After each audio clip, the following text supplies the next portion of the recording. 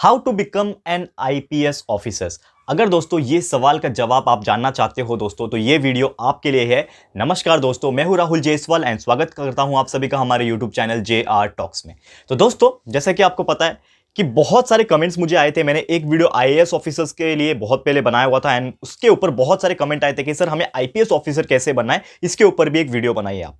तो that's why आज मैं लेकर आ गया हूं आपके सामने how to become an IPS officer. तो ये वीडियो में सबसे पहले मैं बात क्या करने वाला हूं ये मैं आपको बता दूं कि हम देखेंगे कि आपको अगर आईपीएस ऑफिसर बनना है तो क्यों बनना है, why you want to become an IPS officer. सबसे पहले ये मैं डिस्कस करूंगा कि क्या जरूरत है आपको आईपीएस ऑफिसर बनने के लिए, और जब आप आईपीएस ऑफिसर बन जाते हो तो आपको क्या क्या सुविधाएं मिलेगी। तो सबसे पहले ये चीज रहेगा, क्या हमारा रिक्वायरमेंट रहेगा, दैट इज एजुकेशनल क्वालिफिकेशन क्या हो सकता है, एलिजिबिलिटी क्राइटेरिया क्या हो सकता है, क्या क्या बेनिफिट्स मिलता है। ठीक है, जब भी आप आईपीएस ऑफिसर बन जाते हो तो आपको क्या क्या बेनिफिट्स मिलेगा वो मैं आपको बताने वाला हूं। क्या इसका एग्जाम पैटर्न होता है, एक तरीके से एज लिमिट वगैरह ये सभी चीज डिस्कस करेंगे। सैलरी स्ट्रक्चर कैसा होता है, फिजिकल रिक्वायरमेंट कैसा होता है एंड किस तरह से आपको एग्जाम्स देना है, and last but not the list moral क्या होगा, कंक्लूजन क्या होगा, ये सभी चीज हम चर्चा करने वाले इस वीडियो में। तो इसके लिए ये वीडियो बहुत इंपॉर्टेंट होने वाला है, वीडियो को एंड तक जरूर से देखना। तो चलिए शुरुआत करते हैं। तो सबसे पहला व्हाई, ठीक है, क्यों करना है हमें आईपीएस ऑफिसर। देखो दोस्तों, हर एक इंडिविजुअल पर्सन की एक इच्छा होती है कि मुझे ये फील्ड में जाना है, कि ये फील्ड में जाना है। एक कहीं ना कहीं हम लोग जो है सोचते हैं अपने लाइफ के बारे में कि यार मैं अगर आईएएस ऑफिसर बन जाता तो मैं ये करता। और ये जो थिंकिंग आती है हमारे अंदर वो कहां से आती है, लोगों को देख के आती है। करेक्ट है ना। अगर हमारे कोई रिलेटिव्स में कोई आईएएस ऑफिसर है तो हमें बोला जाता है कि यार वो कितना अच्छा काम कर रहा है, आप देखो एक बार वो आईएएस ऑफिसर है, आप कुछ भी नहीं हो। तो इससे क्या मिलता है, हमको एक मोटिवेशन मिलता है। करेक्ट है। तो लेकिन एक चीज मैं हमेशा बोलूंगा दोस्तों कि हर एक के अंदर वो एक अंदर से आना चाहिए। ठीक है, हर एक इंडिविजुअल पर्सन के अंदर एक अंदर से आना चाहिए कि yes I also want to become an IAS officer और आईपीएस ऑफिसर। और सबसे पहली बात ये, जब आपके अंदर आ रहा है तो आपको पता होना है कि जो आप करने जा रहे हो, या आपको पता होना चाहिए कि आप क्या करने जा रहे हो, एंड वो चीज आप करोगे या फिर उस चीज का प्रिपरेशन करके जब एग्जाम दोगे तो वो वर्थ होगा कि नहीं होगा। इसीलिए ये मैं वीडियो से टोटल आपका डाउट जो है क्लियर हो जाएगा। 101% जो भी आपको रिलेटेड रहेंगे, आईपीएस ऑफिसर्स के रिलेटेड जो भी डाउट रहेंगे वो क्लियर हो जाएगा। तो सबसे पहली बात व्हाई, ठीक है, तो हमें क्यों करना है हर चीज में। जैसे कि अगर आप कोई जॉब करना चाहते हो, कोई भी job, IPS officer is nothing but A type of job, ठीक है, गवर्नमेंट जॉब। तो आप कोई भी जॉब करना चाहते हो तो आपको क्या चाहिए होता है, जॉब सिक्योरिटी चाहिए होता है। तो यहां पे आपको क्या मिलेगा, जॉब सिक्योरिटी मिलेगा। यानी कि आपका एक जॉब फिक्स है, आपसे आपका कोई जॉब जो है छीन नहीं सकता अनलेस एंड अनटिल आप कोई कुछ गलत काम नहीं करते हो, अगेंस्ट द लॉ जाके काम नहीं करते हो, तो उसके अलावा आपको कोई जॉब नहीं छीन सकता। मतलब आपका जॉब जो है फिक्स है, that is job security. Second, आपका जो पोजीशन आपको मिलता है, एक पावर आपके हाथ में मिलती है, एक तरीके से रिस्पेक्ट आपको मिलती है जब आप आईपीएस ऑफिसर बन जाओगे। यानी कि आप आईपीएस ऑफिसर बनने के बाद आपको जो रोल मिलता है, नॉर्मली क्या मिलता है, आप डीजीपी बन जाते हो, ठीक है ना, फिर आप एसपी बन सकते हो, आईजी बन सकते हो, ठीक है, तो डीएसपी बन सकते हो, ये सभी चीज आप बन सकते हो। यानी कि कितना अच्छा आपके हाथ में पावर रहेगा। Police service, IPS is nothing but Indian police service, यानी कि पुलिस सर्विस में आपके पास इतना रिस्पेक्टेबल ऑनरेबल पावर रहेगा, आप उसका इस्तेमाल कर सकते हो to fight against the criminals. ये आप कर सकते हो, ठीक है। तो ये सबसे पहली बात हो गई कि आपको क्यों करना है। तो पोजीशन एंड पावर, रिस्पेक्ट तो आपको मिलेगा, साथ ही में आपको एकोमोडेशन मिलता है, क्योंकि आपको जो है क्राइम के अगेंस्ट में लड़ना है, लेकिन उसके बदले में आपको भी तो कुछ चाहिए होगा, आपकी भी कुछ जरूरतें हैं। तो आपको जॉब सिक्योरिटी, पावर, रिस्पेक्ट तो मिल ही रहा है, लेकिन आपको रहने के लिए एकोमोडेशन मिलता है। यानी कि आपको बंगलो मिल सकता है रहने के लिए, सरकारी बंगला जिसको हम बोलते हैं वो मिल सकता है, या फिर आप जहां पे भी रहना चाहते हो वहां पे मिनिमम रेंटल चार्जेस, यानी कम से कम जो रेंट होगा वो आपको अलाउेबल मिलेगा। फिर साथ में सिक्योरिटी गार्ड्स आपको मिलते हैं आपकी डोमेस्टिक पर्पस के लिए, आपकी रक्षा करने के लिए, ठीक है। फिर साथ में आपको ऑफिशियल व्हीकल्स मिलता है, सरकारी गाड़ी जिसको हम लोग बोलते हैं, ऑफिशियल व्हीकल आपको मिलता है, और एक बहुत ही हैंडसम सैलरी, बहुत ही गुड सैलरी आपको क्रेडिट होती है हर मंथ के एंड में। तो ये सबसे इंपॉर्टेंट फैक्टर है यहाँ पे। एंड साथ ही में लाइफ टाइम आपको पेंशन दिया जाता है। जब भी आप रिटायर हो जाते हो वो पर्टिकुलर पोस्ट से, तो आपको एक लाइफ टाइम पेंशन, एंड जब आप रिटायर होते हो तो वो टाइम पे भी आपको बहुत ही अच्छा बेनिफिट मिलता है। तो ये था दोस्तों कि क्यों आपको करना चाहिए। अगर आपको इंटरेस्ट है कि yes I want to become an IPS officer, तो उससे आपको क्या बेनिफिट हो सकता है ये मैंने आपको बताया कि क्यों करना चाहिए। ओके, सेकंड यहां पे इंपॉर्टेंट मैं बात करूंगा कि क्या क्या रिस्पांसिबिलिटी हो सकती है। तो जैसे मैंने आपको चर्चा किया कि आईपीएस ऑफिसर बनना यानी कि आपको इनिशियल लेवल पे आईजी हो गया, superintendent of police, deputy superintendent of police जिसको डीएसपी बोलते हैं, डीजीपी हो गया, एएसपी हो गया, ये सभी चीज का पोस्ट दिया जाता है। यानी कि you have the responsibility of the police. जो भी आप स्टेट में हो, जो भी आप शहर में हो, उसका एक रिस्पांसिबिलिटी आपको दिया गया है, उसको आपको हैंडल करना आना चाहिए। तो सबसे पहले आपको हैंडल करना है maintaining the law and order. आप जो भी नियम कानून बने हुए हैं उसको रक्षा करना, that is a major responsibility of yourself. ठीक है, अगर आप जो भी लॉ एंड कानून बना है उसकी रक्षा नहीं कर पाओगे तो आप ऑफिसर बनने के लायक नहीं हो। ठीक है, तो सबसे पहले ये आपको कोशिश करना है, you have to maintain the law and order. आपको रखना है पीस एंड ऑर्डर का ख्याल, यानी कि जो शांति बनाए रखने का जो नियम होता है, जो पीस एंड ऑर्डर्स होते हैं, उसको वहां पे एक तरीके से आप बोल सकते हो मेंटेन करने की भी आपकी रिस्पॉन्सिबिलिटी है, that is maintaining the law and order. Third important ये है कि पब्लिक पीस, यानी कि जो भी लोग होते हैं आंदोलन कुछ करते हैं तो उसको शांतिपूर्ण तरीके से कैसे कराया जाए, पब्लिकली कैसे पीस शांति का माहौल क्रिएट किया जाए।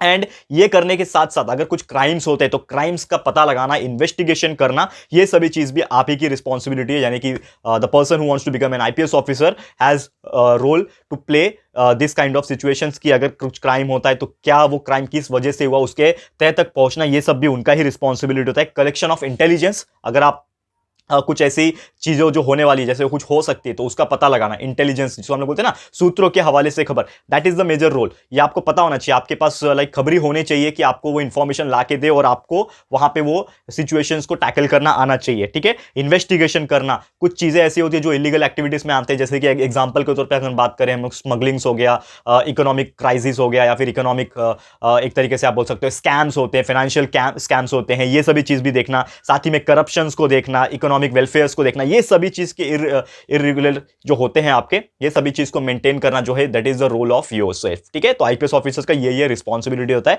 तो अगर आपको ऐसा लगता है कि यस हम लोग ये रिस्पॉन्सिबिलिटी निभा सकते हैं तो ये जॉब के लिए आप जा सकते हो, आईपीएस ऑफिसर्स की तैयारी आप कर सकते हो। ओके, अब हम थर्ड बात करेंगे, that is the what is the eligibility criteria. अगर आपको बनना है आईपीएस ऑफिसर तो आपके पास क्या लाइक क्वालिफिकेशन होना चाहिए और क्या आपका एज लिमिट होना चाहिए, ये सब के बारे में चर्चा करेंगे हम लोग इस एलिजिबिलिटी क्राइटेरिया में।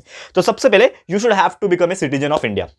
अगर आप इंडियन सिटीजन हो, ठीक है ना, आप एक भारतीय नागरिक हो तो ही आप आईपीएस ऑफिसर, क्योंकि नाम में ही है इंडियन पुलिस सर्विस, तो आप अगर इंडियन नहीं रहोगे तो obviously you can't apply for that particular post, ठीक है ना, आईपीएस ऑफिसर नहीं बन सकते। तो सबसे पहली बात तो आप इंडियन सिटीजन हो तो आप अप्लाई कर सकते हो। एज लिमिट की बात करें तो जनरल कैटेगरीज की मैं बात कर रहा हूं, बाकी कास्ट के लिए और भी कम होते जाता है, लेकिन जनरल कैटेगरीज के लिए मैं बात करूं तो 21 ईयर से लेकर 32 ईयर्स ऑफ एज तक जो भी पर्टिकुलर इंडिविजुअल पर्सन है वो अप्लाई कर सकता है for this IPS officer exam, ठीक है।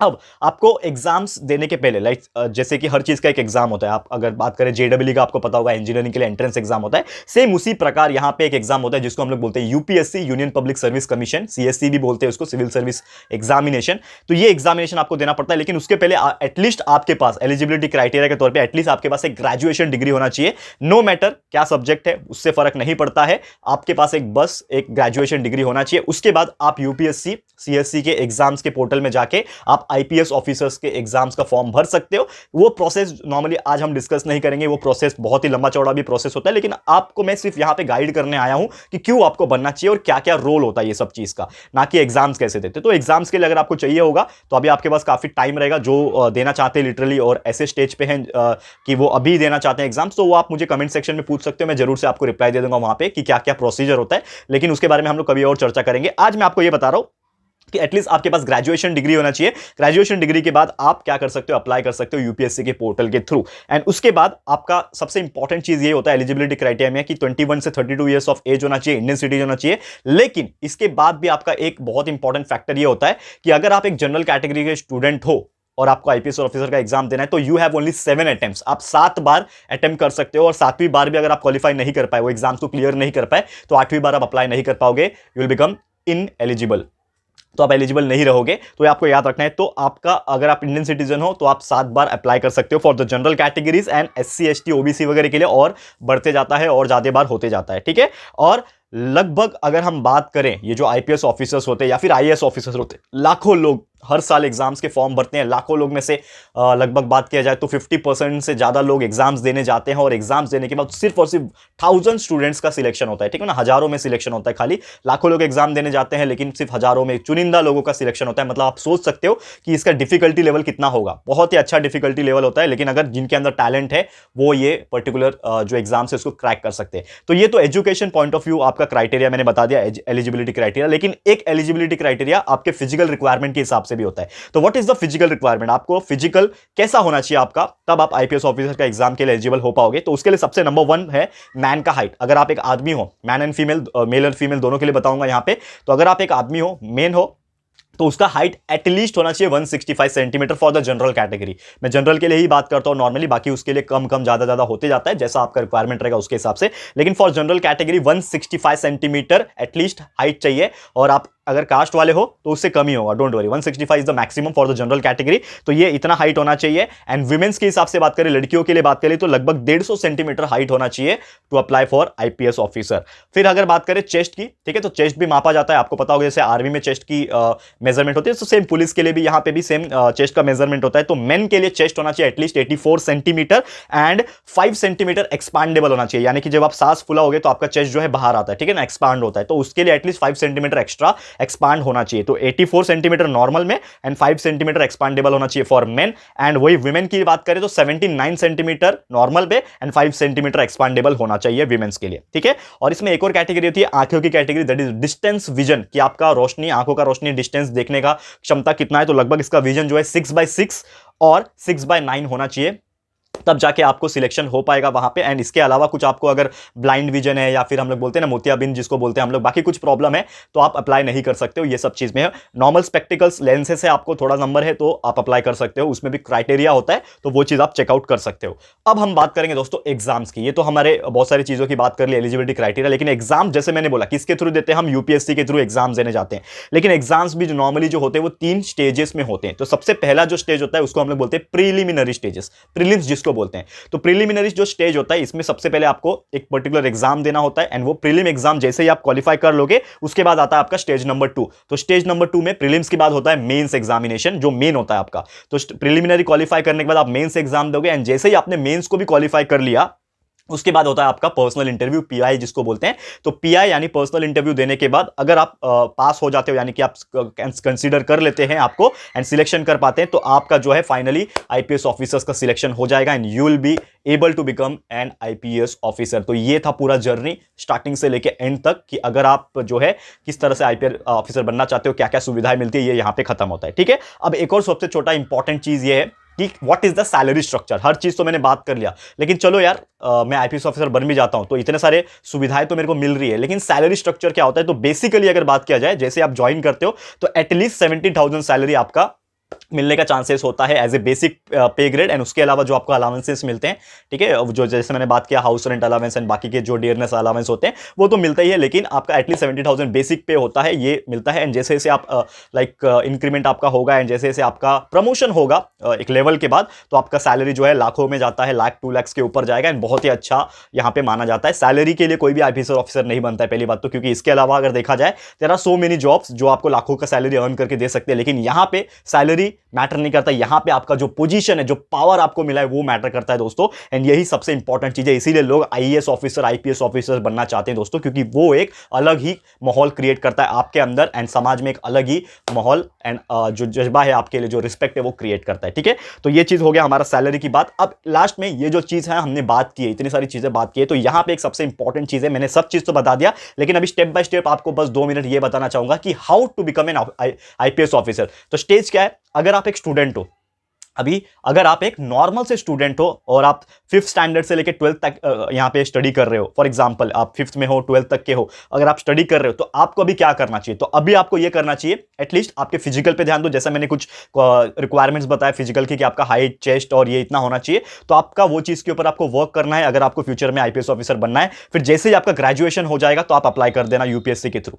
सेकेंड चीज, जो लोग ऑलरेडी ग्रेजुएशन कर रहे हैं और उनको बनना है आईपीएस ऑफिसर, तो अगेन सेम चीज है कि आपको प्रिपरेशन कर देना चाहिए स्टार्ट, क्योंकि जैसे कि मैंने बोला कि यहां पे कुछ एग्जाम्स देने पड़ते हैं, प्रीलिम्स होता है, मेंस होता है। तो सबसे पहले जाइए वेबसाइट पे जाके आप क्या कर सकते हो, वहां पे जो भी सिलेबस होगा उसको डाउनलोड कीजिए एंड देखिए कि क्या क्या सिलेबस होता है, हिस्ट्री होता है, क्या होता है, वगैरह वगैरह बहुत सारी चीजें होती है कि सब्जेक्ट्स कौन कौन से हैं, मुझे किस चीज के ऊपर फोकस करना है। तो आप वो सब्जेक्ट्स निकालिए और आपका जो ग्रेजुएशन का जो पढ़ाई है उसके अलावा दिन में हर दिन एटलीस्ट 3 to 4 आवर्स भी निकालोगे, तो आप उसकी पढ़ाई करने के साथ साथ आप 2 से 3 साल के अंदर उसका प्रिपरेशन बहुत ही अच्छे से कर लोगे। एंड जैसे आपका ग्रेजुएशन खत्म हो जाएगा तो you are eligible to apply. Final year में भी अगर हो तो आप अप्लाई कर सकते हो, फॉर्म भर सकते हो, एंड जैसे ही होने के बाद आप एग्जाम्स दे सकते हो, एंड वो एग्जाम्स आप क्लियर कर लोगे। और फिजिकल रिक्वायरमेंट्स पे अगर आपने काम किया है अपने और परफेक्ट है, जो भी रिक्वायरमेंट चाहिए रहेगा, तो definitely will become an IPS officer, इतनी मेरी गारंटी है। क्लियर है फ्रेंड्स? एंड जो लोग भी ये चीज करना चाहते हैं और उनको कुछ भी अगर डाउट रहेगा, कुछ सजेशन की जरूरत रहेगी, तो you can comment in our comment section. Personal assistance के लिए आप हमारे इंस्टाग्राम पे मुझे फॉलो करके मुझे